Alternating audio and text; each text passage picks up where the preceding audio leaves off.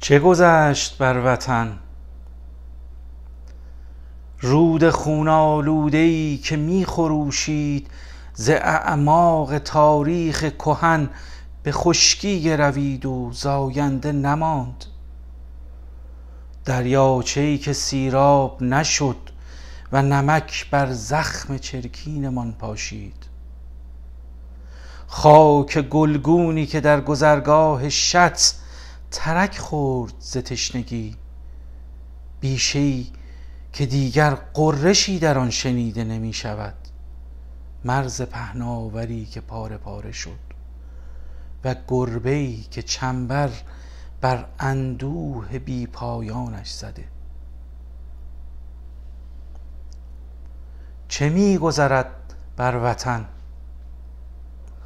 زنجیری که آزادی را نشانه رفته، اسارتی که بردگی را فریاد میزند هنوز، تند باد خصومتی که شعله گسترد و وطنی که آرام نیست هنوز. چه گذشت بر ما؟ رد خونی که بر گلویمان کبره بست، فریادی که فرو خورده شد و بغضی که از فرط بهت نترکید در گلو. چه می گذرد بر ما؟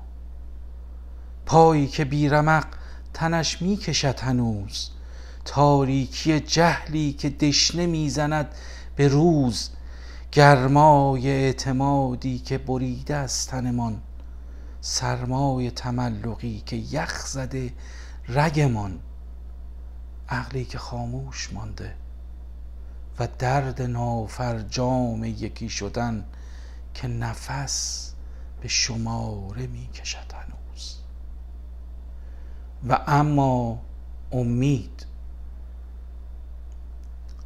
28 اپریل 2025 سلطانیه.